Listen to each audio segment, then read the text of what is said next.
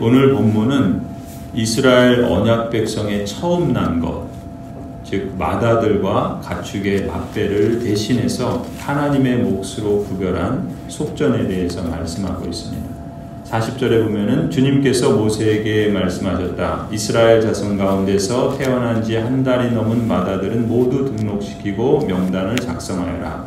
나는 주다. 너는 이스라엘 자손의 모든 맏아들 대신 레위 사람을 구별하여 세우고 또 이스라엘 자손의 모든 가축 맏배 대신 레위 사람의 가축 맏배를 구별하여 세워서 나의 몫으로 삼아라.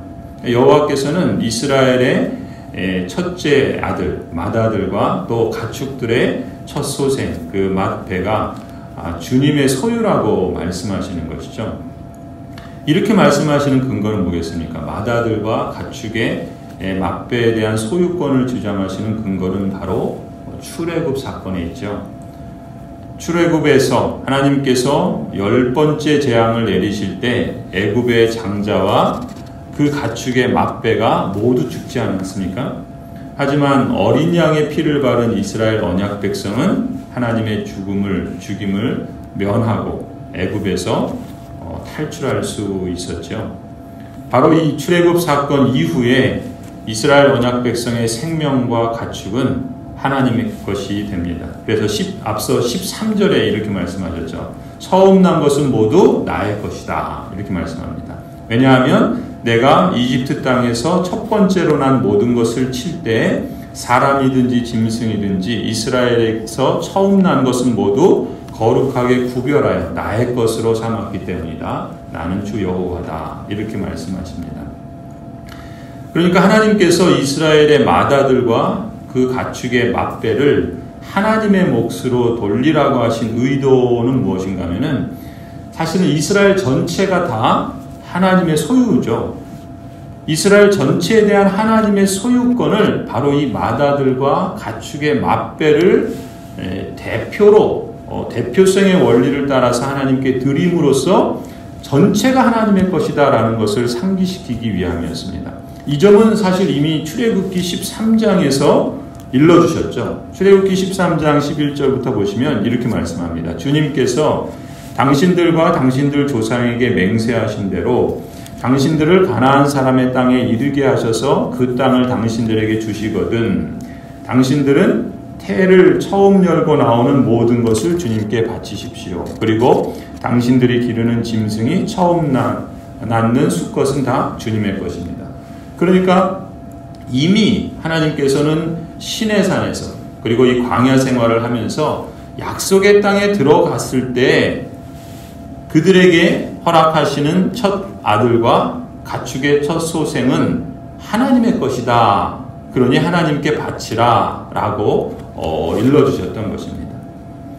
그리고 그 오늘 본문 이제 40절에서도 그 말씀을 다시금 반복해서 상기시켜 주시는 것이죠.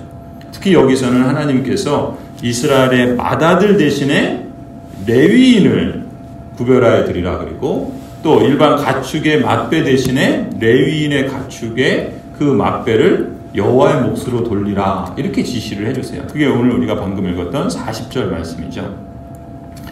이 말씀에는 대표성의 원리라는 게 담겨 있는 거예요. 대표성의 원리는 뭡니까? 말하자면 이스라엘 백성, 이스라엘 언약 백성 전체를 대신하는 존재가 바로 맏아들인 거예요. 그리고 그 맏아들을 대신하는 존재가 오늘 본문에 말씀하시는 레위인인 거예요. 그러니까 하나님께서는 이처럼 대표성을 가진 존재를 구별하여 세움으로써 이스라엘 백성 전체가 하나님의 소유이고 하나님의 소유된 백성임을 상기시켜 주시는 것이죠. 그러니까 이스라엘을 대표하는 존재가 바뀔지라도 이스라엘 전체의 그 생명과 모든 소유와 재산이 하나님의 것이다라는 의미는 그대로 계속되었던 것입니다. 그러니까 이스라엘 언약 백성들은 어떻겠습니까? 이스라엘 언약 백성 전체는 하나님께 구별하여 드려져서 회막에서 봉사하는 레위인들을 볼 때마다 자신들을 대신하고 있다는 것을 기억하는 거예요. 자신들의 생명과 자신들의 소유와 자신들의 모든 그 삶의 근원과 또 그들이 소유한 재산까지도 모두 하나님의 것이다. 그러므로 그것을 기억하며 하나님의 뜻대로 살아가고자 했던 것이죠. 성도 여러분, 이 점은 오늘 우리에게도 연결되어 있다고 말할 수 있겠죠. 우리 역시도 하나님의 언약 백성이기 때문에 그렇습니다. 달리 말해서 우리도 전에는 죄와 허물로 죽어있는 존재였지요. 하지만 6월절 어린 양이신 예수 그리스도의 피로 대속을 받아서 죽음에서 구원받아 생명을 얻었습니다. 구원이 하나님의 은혜임을 아는 사람은 마땅히 자신의 생명과 그 모든 소유가 더 이상 나의 것이 아니라 하나님의 소유이다라는 것을 기억하고 또 인정하게 된다는 것이죠. 그렇기 때문에 자신의 생명과 또 주신 은사와 모든 소유를 하나님께서 맡겨주신 선물로 인식하고, 그래서 하나님의 집의 청지기로서 하나님께서 그 맡기신 모든 것들을 하나님의 뜻대로 살고자 하고, 또 하나님이 기뻐하시는 일에 자신의 은사나 재물이나 몸과 마음을 사용하고자 하지 않겠습니까? 그런 점에서 사도 바울이 이렇게 고백하잖아요. 나는 그리스도와 함께 십자가에 못 박혔습니다. 이제 살고 있는 것은 내가 아닙니다. 그리스도께서 내 안에 살고 계십니다. 내가 지금 육신 안에서 살고 있는 삶은 나를 사랑하셔서 나를 위하여 자기 몸을 내어주신 하나님의 아들을 믿는 믿음 안에서 살아가는 것입니다. 이 사도 바울의 고백이 내가 하나님의 언약 백성이 되었고, 그래서 하나님의 소유요, 하나님의 거룩한 구별된 나라의 시민이라는 의식을 갖고 있는 그리스도인이라면 우리 역시도 이 고백을 하는 것 아니겠습니까? 그리고 그러한 삶을 하나님께 응답하며 살아가는 감사의 응답을 드리는 것이죠. 계속해서 이어지는 42절을 보면은 주님께서 명령하신 대로 모세가 그대로 행하죠. 모세는 주님께서 명하신 대로 이스라엘 자손 가운데 모든 마다들을 다 등록을 시켰습니다. 그래서 모세가 이스라엘 자손 중에 처음 난 한 달 이상 된 그 마다들을 그 인구 조사를 해보니까 모두 몇 명이니까 43절에 22,273명이었다 그래요. 근데 우리 39절을 보면은 레위인의 그 수가 몇 명이니까 한 달 이상 된 레위인의 수가 22,000명이었어요.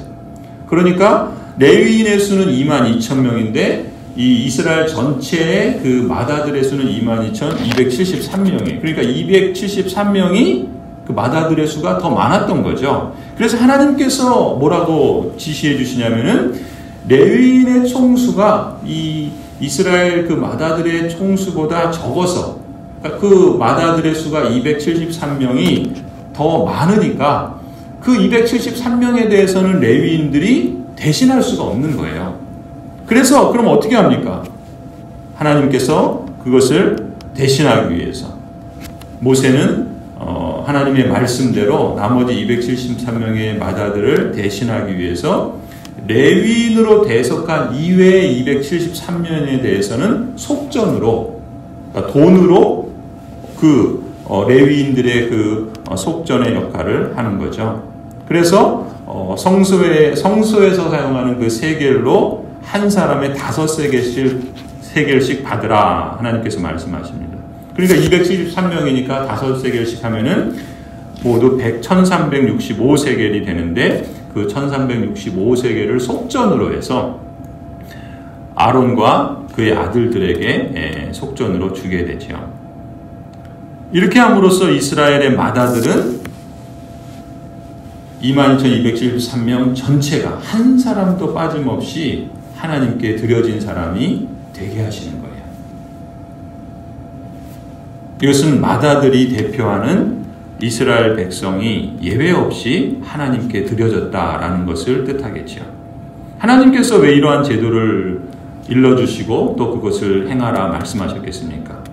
그 의도는 이런 것이죠. 이스라엘 언약 백성들로 하여금 구속을 받은, 구원을 받은 하나님의 거룩한 백성임을 인식하게 하는 겁니다. 그리고 그러한 하나님의 백성다운 존재로서 그러한 삶을 응답하며 살아가는 교제의 삶을 허락하시는 것이죠. 하나님을 섬기고 하나님을 따르는 생명의 삶을 살아가라 하시는 하나님의 은총이고 하나님의 선하신 손길의 배려라 볼 수 있습니다. 그래서 레위인이 하나님께 구별하여 드려진 속전으로서 모든 언약 백성의 처음 난 자들을 대신하여 구속하는 이 원리에서 우리가 배울 것이 무엇이겠습니까? 오늘 우리 그리스도인들은 예수 그리스도께서 당신의 언약 백성을 대신해서 구속하여 고통을 당하시고 대속의 죽음에 이르기까지 순종하신 그 모습을 우리는 떠올릴 수 있는 것이죠. 이렇게 연결되어 있다고 볼 수 있는 것입니다. 그러니까 언약 백성으로서 택하심과 부르심을 받은 우리 역시도 속전이 되신 예수 그리스도를 통해서 나 자신이 하나님께 전적으로 드려진 사람이다. 하나님의 소유된 언약 백성이다 라는 것을 늘 기억하고 상기해야 할 줄로 믿습니다. 또 그러한 확인은 그러한 존재에 대한 그 정체성은 더 그러한 삶의 자리로 나아갈 수 있겠죠. 그러니까 우리가 그런 존재다라는 것을 우리의 삶의 감사의 응답으로 확인하는 것이다. 그렇게 말할 수 있겠죠. 그것은 목회자들이나 어떤 특별한 몇몇 사람들만이 하나님께 전적으로 헌신해야 된다. 이렇게 여기는 게 아니죠.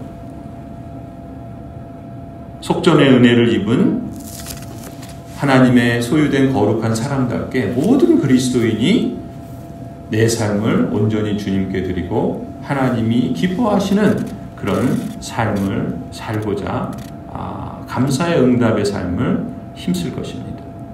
그것이 하나님을 기쁘시게 하는 삶이요. 또 그것이 우리가 하나님을 기뻐하는 삶이라 할 수 있겠죠.